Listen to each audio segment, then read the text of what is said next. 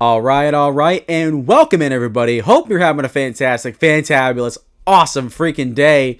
My name is Garrett Shumake, and you are listening to the Shumake Take. Welcome in to Predictions versus Reality. The off-season series of the Shumake Take continues. Moving on to the NFC South today. For those of you that know about predictions versus reality, you can go ahead and move to the timestamp below you. There's also now improved timestamps, which I'll talk about here in a second if you're looking at them. But if you don't know, first of all, if you don't know what predictions versus reality is, I made schedule prediction videos back in August predicting the final record of every single team going into the 2024 season. So what we're going to do is look back on where I had them at and why I had them going that. And then we're going to talk about what happened, what was their record, where they actually finish, right? Where their offense and defense finish. We'll talk about some stat leaders, and then ultimately talk about what went right or what went wrong, or overall what happened if their record was mostly the same as I predicted. And then at the end, we'll break down what they need to do now. We'll talk about the biggest 3 needs that they need to fix this offseason, and then I'll have like a little summary at the end to wrap everything together. So today, we're going to be talking about, if you've noticed the red shirt, we're going to be talking about the first place team in the NFC South, the Tampa Bay Buccaneers. I know that I said I was going to talk about every division from 4th to 1st, but I accidentally fixed up the scripts for the Bucs and the Falcons first, which I'm going to record right after this one. And I was like, I haven't done predictions versus reality in a while, so here we go. Let's start off with a bang, right? Much better to talk about the Bucs than it is to talk about the Saints, in my opinion. That's going to be a very boring video for me to make because, there's one obvious answer that they need to do to fix, and they're not going to fix it. So that's a kind of a mini spoiler for when you see the Saints video come out on Wednesday. But going into the Bucs, what did I say about Tampa in August? So I projected them to go 8-9, and I had them going 8-9 because I was unsure about what this team was. 2023 felt like a year where they overachieved, but at the same time, it kind of felt like they didn't. I really just could not get a full gauge of what this team was going to be because there was reasonable belief that this team was going to, be a little bit better, but there's also a lot of reason to believe this team was going to take a step back. They were kind of in the middle there. They were fortunate to be in a bad division that in 2023, which they made the playoffs, right? And they also won a playoff game that year, too, against Philly, which was really interesting. And honestly, the prediction, when I'm looking at it now, was kind of safe in retrospect because I just wasn't sure. I knew they were probably going to be in the playoff mix. They were going to be in the hunt, and they had pieces. They had good talent. It just wasn't top tier, right? So I couldn't say they were bona fide to be a playoff team. So I kind of just decided to play it safe looking at it in retrospect. And while they didn't have a great free agency, in my opinion, they had a fantastic draft. And they also spent their money retaining their best players, which ultimately, once we get into what actually happened, was the right move. And once again, with the draft class, I loved it then, and I love it even more now, which we'll talk about with what went right with Tampa. But overall, it was just a very safe option because I really couldn't get a gauge of what this team could really look like. So what actually happened? Well, they actually were better than I projected, and they finished 10-7, first in the NFC South, and made a wild card appearance. Their offense finished 3rd in the NFL, which to many people's surprise was absolutely insane this year, and their defense finished overall 18th, which I thought they would be a better unit than that, but then again, when we talk about why they finished like that, it makes a little bit more sense. But the offense ranking 3rd was very surprising to a lot of people because Baker Mayfield obviously had his career year and all that jazz that happened there. And, that's really what sparked their great, I'm saying, yeah, great records, double-digit wins. So sure, we'll call it great. The reason why they went 10-7 was because of their offense being so good this year. And quite frankly, again, no one expected that to happen, but it happened.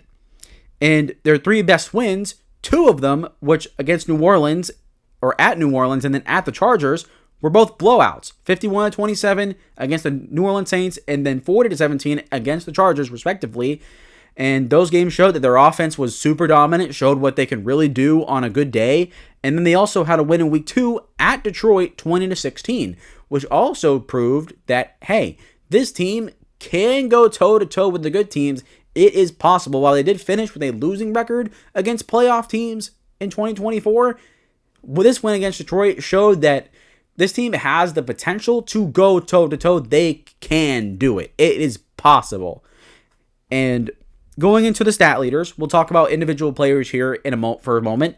Baker Mayfield had the best year of his career, 71% completion percentage, 4,500 yards, which was third in the NFL, 41 passing touchdowns, which was second, and then finished with 16 interceptions. Baker Mayfield just simply, he has now grown into the player that he was coming out of Oklahoma. A guy with full of heart, full of passion, and he may not have the strongest arm, he may not be the biggest guy, most athletic guy, but you know what? He's got heart, and he's going to throw that ball down the field whether you're ready for it or not. And that also led to a lot of turnovers, which are the 16 interceptions, and he also led the NFL in fumbles. But at the same time, the good far outweighed the bad, in my opinion. Quarterbacks are going to throw interceptions, they're going to fumble, and obviously with Baker Mayfield and his kind of chaotic mentality that he had, that gunslinger mentality, obviously that's going to lead to more turnovers. But when you're throwing for 4,500 yards, 41 touchdowns, and your completion rate is over 70%, I don't think it matters. I don't think it matters all that much, because when you're having those type of numbers in the passing game, there's no way that doesn't outweigh the bad.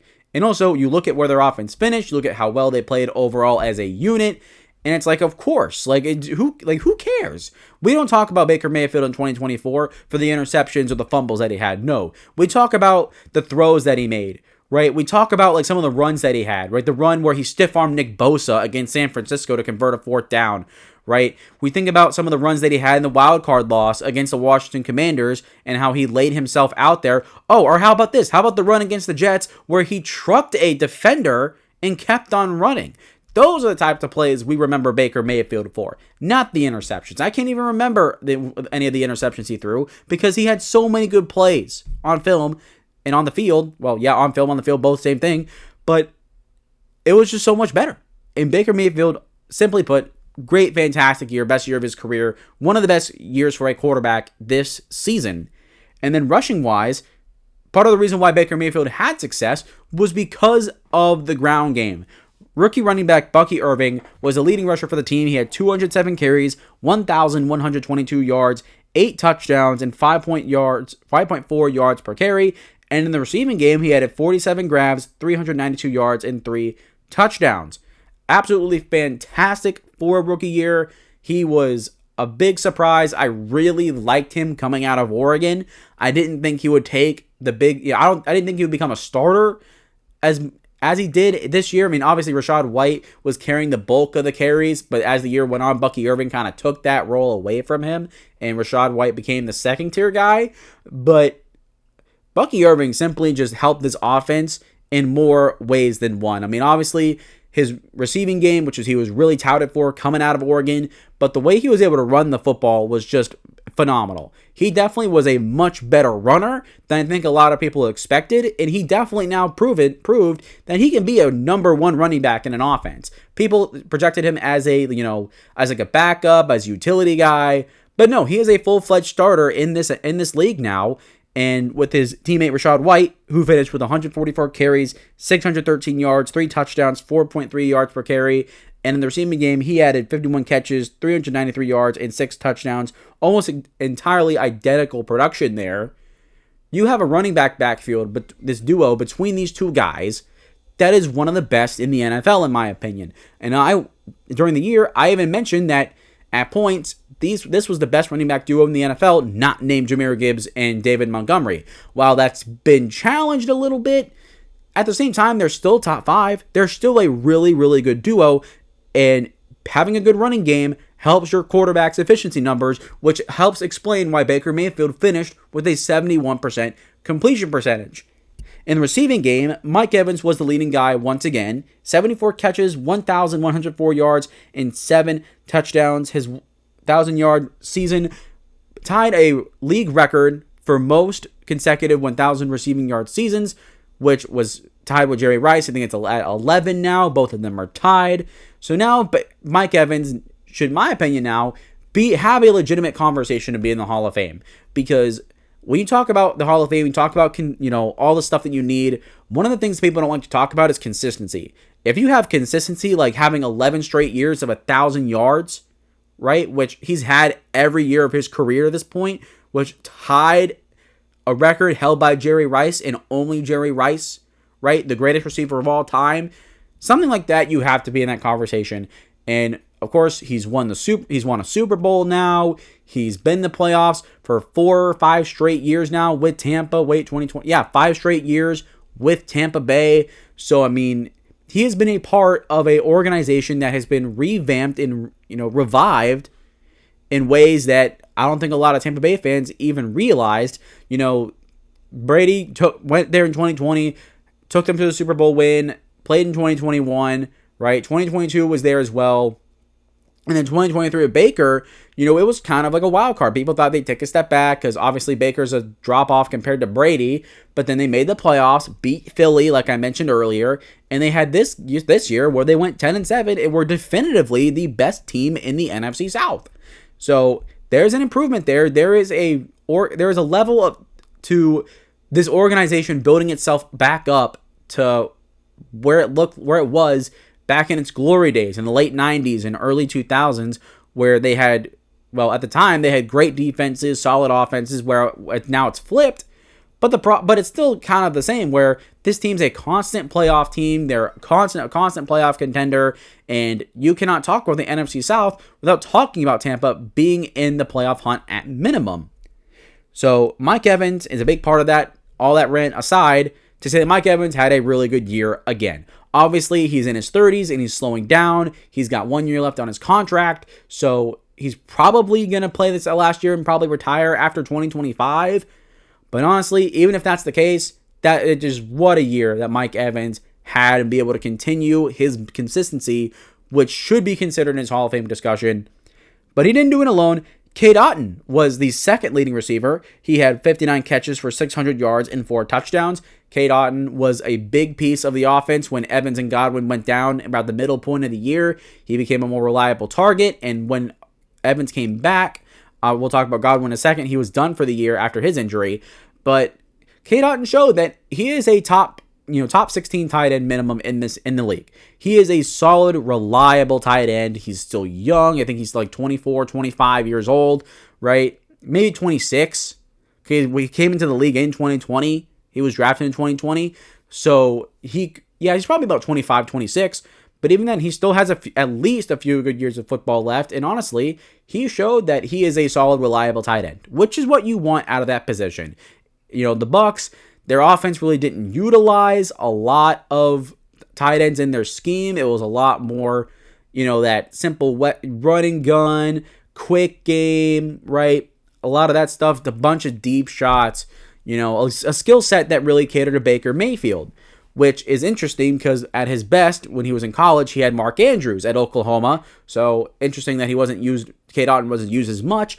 But the fact is that he was still the second leading receiver on the team and had the second most catches on the team. So that counts for something in his reliability. And then Chris Godwin was the third guy. He had 50 catches, 576 yards, 5 touchdowns. He was having a great year, and then he got hurt and then was done for the year.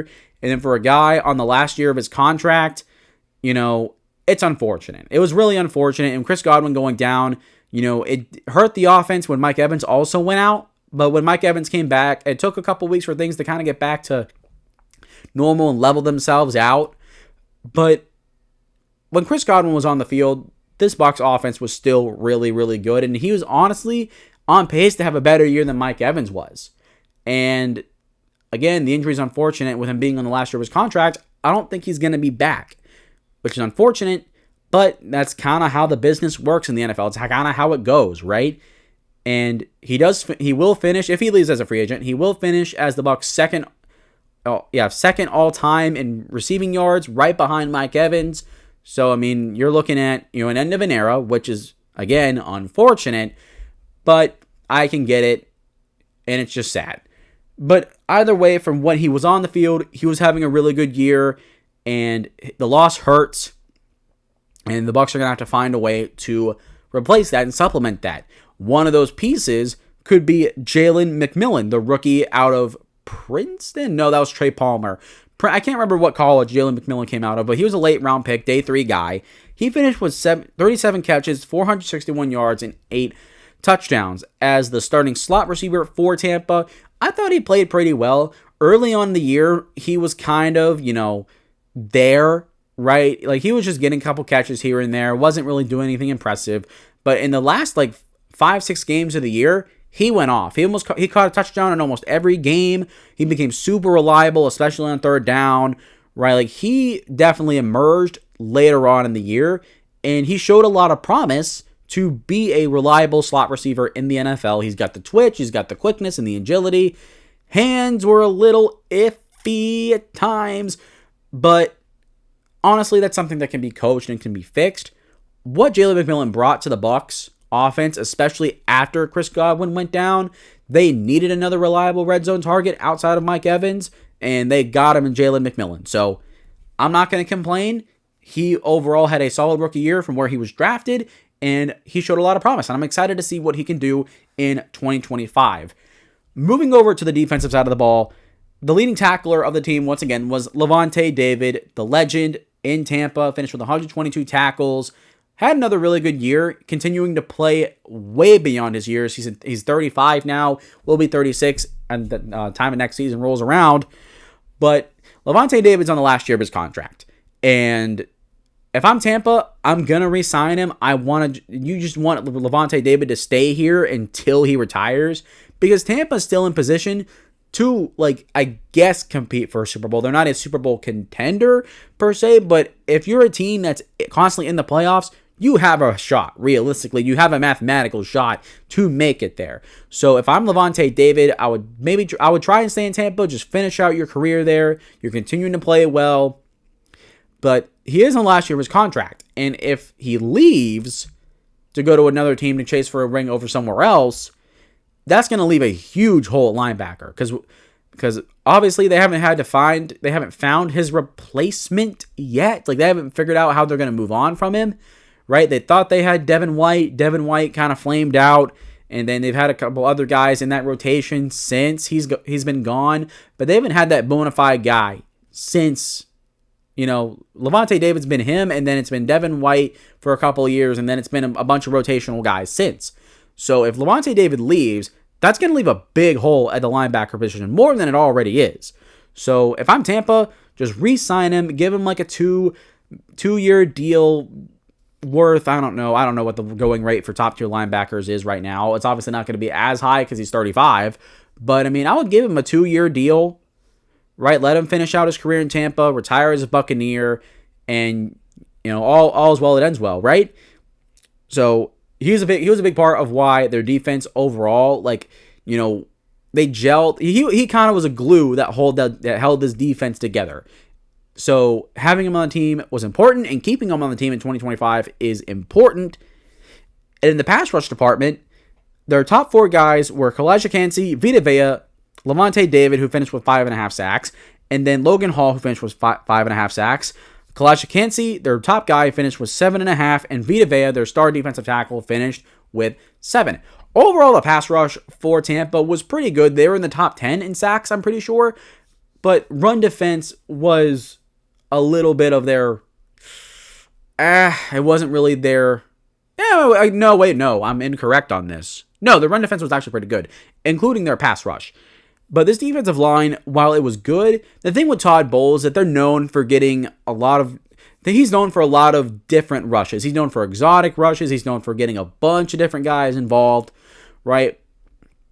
But overall, they got solid production from their defensive line. Their defensive line was definitely one of the highlights of this team, and their pass rush marked that, and it really helped a young secondary, especially on third down. The Bucs were a better team on third down defense compared to most in the NFL, and their defensive line, and of course Todd Bowles' ability to generate pressure, that was a big part of that. So seeing the numbers here, obviously it makes sense. I would have liked to see more from the edge rusher position, but at the same time, they've been able to supplement it with good scheme, good timing for rushes, right?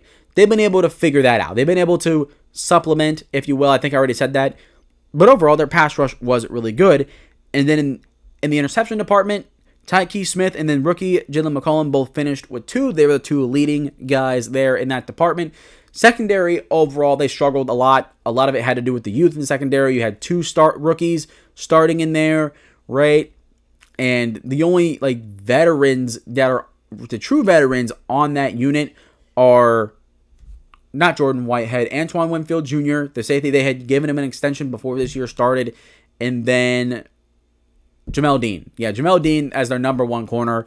I don't think he's a number 1. He's probably a number 2, but they do need depth at that position, which we'll talk about here in a moment.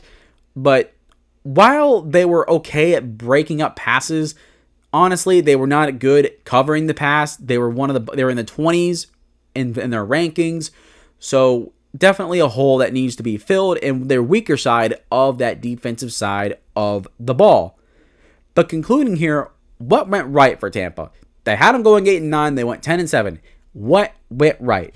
Well, I already talked about Baker Mayfield and the career year that he had, but another thing that went right was Liam Cohen, the offensive coordinator, now the head coach of the Jaguars. He came from Kentucky as their offensive coordinator, and it was a question if he could replicate the success of offensive coordinator Dave Canales, who had left to become the head coach of the Carolina Panthers. And not only did he, replicate the success, he doubled or tripled the production. This offense went from a top 10 offense with Dave Canales to a top 3. They jumped up in a way that I don't think anyone thought. The way he was able to get the most out of Baker, the way that he was able to get the most out of Bucky Irving, and to get the most out of guys like Jalen McMillan, Cade Otton, right? And the way this offensive line was able to stay productive. That is what really sparked him. It was the scheme, it was the coaching, and when you get the right players with the right coach in the right situation, this is what happens. You finish with a top 3 offense that was one of the best offenses, if not the best offense the Buccaneers have ever had in their entire history. This was a historical year for that side of the ball for them, and you cannot talk about it without giving offensive coordinator Liam Cohen the credit that he deserves. Looking at this, they finished top 5 in total yards, passing yards, scoring offense, red zone on third down, where they were the best in the NFL at 50%, which if you're the best in the NFL at converting on third down, you're going to be a dang good offense, of course. But the ground game, I want to give them their full credit here, was the next thing. I kind of talked about it, but the thing was, in 2023, this unit finished dead last. They were the worst run team in the NFL, and they jumped up to 4th. They went from 32nd to 4th in the span of a year. Tell me why that happened. Well, I kind of explained all the people that made that work, but when you have a running game, this year, I've talked about it again and again and again. The run game has shown its importance in the NFL of having an elite ground game. It was said that you don't have to have a great run game to win a Super Bowl, but looking at what the Bucs have done, looking at, of course, the Ravens, the Packers, and the Eagles that won the Super Bowl, if you want to win a Super Bowl, an elite running back, an elite running back, and an elite ground game is what will put you over the top, because it makes life for your quarterback a lot easier. And you will notice the trend. Quarterbacks, while their numbers aren't as high, well, in this case, his numbers were top 5 in the NFL across the board, right? But you look at the 71% completion percentage, and having a good ground game increases the productions or efficiency of your quarterback. And so as we've seen these teams revitalize their ground games and see quarterbacks' efficiency numbers go up, we're looking at a trend, once again, I've said this multiple times, where the run game is going to have importance because it makes the quarterback more efficient. So the NFL is still going to be a quarterback-driven league, but now the run game is going to serve a newer purpose in an offense that still makes them, a pivotal part of the offense, right? Because now, the quarterback was supposed to be this great, super, uber talented guy. But now, if you have an elite ground game, you don't have to have that great top tier quarterback like your Mahomes, Allen, Burrow, Lamar Jackson. You don't need those guys. if you have a great ground game and you have good weapons, a quarterback like Baker Mayfield will succeed. They will succeed because they have the pieces around them to take the pressure off where the quarterback doesn't have to do everything and be the end-all be-all for a team, right? So the run game, obviously, the jump that they had was huge, and it deserved its proper credit in how they really helped this offense make that jump from 10 to 3 that they made from last year to this year. And continuing on, the draft class overall, like I mentioned, I loved it then when it happened, but I love it even more now. First rounder Graham Barton at center filled the role for Ryan Jensen very nicely. He showed a lot of promising things as a rookie. He was not bad. He had a couple iffy moments, as every rookie offensive lineman does, but at the same time, he played pretty darn well. Like, for a guy that kind of bounced around the offensive line when he was at Duke, I mean, he was at tackle, he played guard, he played every position. Left tackle, right tackle, left guard, right guard, and he played every position on the offensive line when he was at Duke. So, being able to find a position that was suited best for him, he settled into that spot, and to get good play from him, that's perfect. That's exactly what you want out of your first rounder. I know you don't really draft center in the first round. That's not really a high premium position to take at that spot. But if you're going to take a guy at that spot, he better be good, and Graham Barton was good as a rookie. Second round pick, Chris Braswell, did not play. He did not really play at all because you had Joe Tryon, you had, of course, Kalijah Kancey, Yaya Diaby, Shaquille Barrett came back there the final few games of the year. So the edge group was full of depth, not full of high-end talent, I should say, but full of depth with good players. So Chris Braswell kind of just took a back seat, which is fine because he has a chance to sit and develop, which is always good for young athletes, for young players. So I still like him as a prospect. I still really like I like his bend, I like his fluidity, right?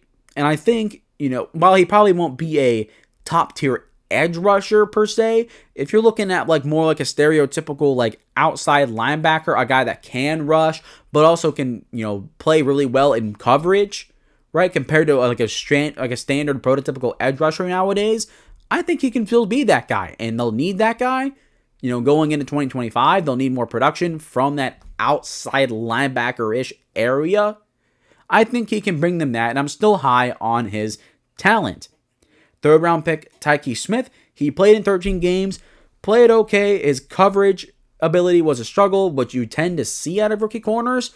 But at the same time, he was a really good player in run defense, which rounded out overall a solid rookie year as a nickel guy, right? So coverage wasn't great, but in run defense, he was really, really good. He was one of the better run defending corners in the NFL as a rookie. And seeing how well he did, I mean, that's fine by me. I would consider that a okay rookie year. Wasn't anything fantastic and nothing compared to some of the other corners that got drafted this year, especially in the later rounds, right? Rounds 3 through 5, for example. But overall, I mean, there was a lot of stuff to like here. There was a lot of stuff to like, and given some more time and development and the Bucs adding more players at that position, he could develop into a role at the slot that fits him very nicely. And then third round pick, Jalen McMillan, I took that back. I said Jalen McMillan earlier was a day 3 pick. No, it was a day 2 pick. And obviously talked about how well he became in the slot, right? And how he scored 8 touchdowns. And then Bucky Irving mentioned him as well. All of these guys, except for Chris Braswell, they played a lot of games for the Bucs and played relatively well. So having a draft class where you have 4 guys that start and play well for you in year 1, that's a home run. That's a home run. When you look at some of the greatest draft classes that teams have ever had, usually that number 4, that 4 players that are contributors, that's where you want to be. That is where you be for a great draft, right? So the great draft really helped elevate this team because obviously they re-signed a bunch of their they re-signed a bunch of their players, right, that are starters and whatnot, and then you add an infusion of youth that contributes right away, and then now you have all those guys are building blocks. They're now building blocks for the future of your team, and when you can hit on 4 guys like that, That's huge. That's really huge. And then, guess what that does? It makes filling other holes on your team that much easier. If you can draft well, you can literally turn a roster around by drafting overnight. You can do that. You can really do that if you know how to draft well. But ultimately, that's everything that really went right. There's a couple other nuanced things, but those are the big ones that I wanted to talk about. But what now? How does Tampa improve off of a 10-7 record? How are they going to get better? Well, for me, the big new thing in prediction versus reality, which I mentioned earlier, is the big three. Their three biggest needs going into the offseason. Number one is defensive back. Defensive back, because they have a lot of youth at that position. They have a couple guys hitting free agency. So, honestly, I would like them to draft elsewhere in the first round, but there are going to be guys available in Tampa's spot, maybe. I'm looking at a Shalen Revel out of East Carolina. That's a guy that's going to go mid to late first round. I don't know if he's going to be on the board by the time Tampa is ready to pick. But DB is just a big need because their passing defense was not that good. They were 29th in the NFL. And I'm looking at adding a veteran corner, a guy that still has some juice left in the tank that you can pair with Jamel Dean right on the outside. And then at least on day one, day two, you got to draft a corner. You have to. You got to draft a guy with high upside, a guy that doesn't have to start right away because you have Dean, the veteran in question, and then Tyke Smith. And then once the veteran or Jamel Dean leaves, that guy can step in and be a contributor for you. And it's not just corner. They also need a safety as well, which also could be an option. There's some safeties at the top of the draft that they could pick in the first round, which if they're going to go DB in the first round, I would be more inclined to believe that they would pick safety over DB because the safety class has more high-end talent in the first round than DB does. But safety is a little bit deeper of a draft class compared to corner. So that could make an argument for the other side of it. But either way, the secondary needs to be addressed this offseason. That is their biggest need outright.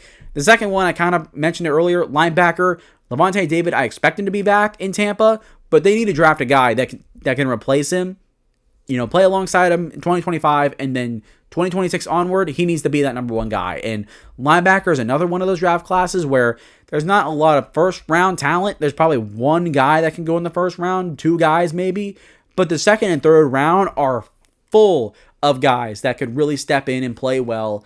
And even in the fourth and fifth round, guys that are going to go on day three, there's plenty of guys that are going to go in that draft that have great athleticism, that have a lot of high upside. There's a couple of high IQ guys in there as well. So there's no way that Tampa doesn't come away with a linebacker or two in this draft. They need to fill that position and figure out what their plan is going to be after Lavonte David, whether that's this year if he leaves or 2026 after next year's over. So they need to have an answer at that spot. They need depth at that spot. I expect them to draft linebacker in this draft and really go after it. Maybe sign a guy in free agency too for cheap to add quality veteran depth. And the last one was wide receiver. I went with wide receiver over edge here because at least edge rusher has a lot of depth. They don't have a lot of top tier guys like I mentioned, but they have a lot of good, solid players. And with their scheme, they've been able to circumvent that, which I don't expect that to change in Todd Bowles' system. So wide receiver is the move. With Chris Godwin leaving, you're going to need another wide receiver on the outside. And there's not very many outside receivers in the first round that are available. Where Tampa's going to pick, they're probably going to pick, Luther Burden could be a guy, right, that could pick there. Or, of course, he's more of a slot guy, so I don't know. But he's a bigger slot, so he could transition outside maybe. Then there's also guys like Isaiah Bond, who could also be a slot. Honestly, he's more likely a slot. I don't know. But maybe a guy like Trey Harris out of Ole Miss could be an option for them. 6'3", 215 pounds, right? He's not like a Z receiver. He's more like a Mike Evans type, like the big physical X. But you're going to need that, so you might as well draft him, right? Because that could be a replacement for Mike Evans as well. I'm looking at, if you look at another, kind of X guy, Savion Williams out of TCU, kind of an iffy prospect because he's really raw and has drop issues like his former college teammate Quentin Johnston, who came out a couple of years ago. But he does have a lot of physical upside, and he is he's a very capable route runner, which is something that they will really need once Mike Evans retires. So those guys could be options at replacement if you draft him in the second round, right? Maybe Xavier Restrepo. No, he's even more of a slot guy. There's a lot of guys that are probably going to be slots at the next level. Wow, more than I think about it. Outside receivers might be a little bit more premium of a position than I thought. Huh. Well, that's interesting. Either way, it goes to show that they are going to need a wide receiver in this draft. All these three spots they could address in free agency, as to supplement and add depth, but they're also going to need to draft guys out those three spots to really give them juice and youth at that position going for the future. If they want success, those three positions are going to have to be drafted early, and they're going to have to be addressed in free agency and the draft. They're going to need to be tackled all the way through if they want to continue to have success. Likewise, just to round us all up, I don't know why I said likewise. What am I talking about? Anyways, to wrap it all up, this team is close. This team is close to being back to a contender type of status. Because if you can get this secondary fixed, if you can add depth at linebacker, and you can continue to get solid production out of your defensive line, maybe get a little bit more with Chris Braswell coming back, right? Like maybe, this defense can make a jump from 18th to, say, 11th or 12th. Okay, now we have a conversation for Tampa where we can have a more legitimate Super Bowl conversation. But also, with Liam Cohen leaving, I can't remember who they hired as their offensive coordinator, but I know they promoted from within, so that'll be interesting to see how that works. But there's a lot of stuff here that could go in their favor, but at the same time, they are on thin ice, because if this defense can't improve and this offense takes a step back, I think the offense will take a step back, almost guaranteed. I mean, it's hard to go from, it's hard to finish any better than third, right, statistically, but I think they still have the potential to be a top 10 offense in the NFL, right? I mean, it's not out of the realms of possibility. So I'm still expect Tampa to be in that conversation to have a top 10 offense, but their defense really needs to improve. But if the offense does take a big step back and this defense can't improve significantly, this team will fall short of expectations. So while they could make the right moves that could really push them into that next tier status, if they fail, it is going to push them back. So, I mean, they have really no margin for error when it comes to building this team up for 2025, because it really will go either way. If everything is right, this team will take a step up in one way or another. If they don't, then this team will take a noticeable step back. And with Atlanta in that mix, Carolina could be in that mix. We could see a new division winner for the first time in 5 years in the NFC South. That is going to do it for me today, though, for Predictions versus Reality covering the Tampa Bay Buccaneers. Make sure to leave your thoughts and your comments below. Let me know if you guys agree with my Predictions versus Reality, what they need to do to fix it. If you don't agree, or you think there's another position that they need to address, I know edge rusher is up there as well for them because they don't have that bona fide elite one. But that is going to do it for me today, guys. Make sure also, before I go, make sure you guys like and subscribe. Hitting those two buttons only takes a couple of seconds, and it helps the channel out tremendously for me growing my content and spreading more of my football passion to more and more people on this platform. And of course, make sure you share the video as well, making sure you guys get your friends and family locked in and locked on to the Shumake Take podcast, coming out with great content for you guys every single week. Make sure to check out the Shumake Take Awards. The Shumake Take Awards is finally done and up. Oh my God, it was such a great video. I loved making it. It was an absolute blast. So much fun content in the year, and really recommend you guys watch it from start to finish because it is a great experience. But that is going to do it for me today, guys. Enough rambling. I hope to see you guys soon. Well, I will see you guys soon, as you guys will see the Atlanta Falcons video right after this one. And I'll see you guys tomorrow for Panthers and Saints. And after that, we'll probably go to the NFC East, and we'll see about how that fills out then. But until then, I will see you guys next time.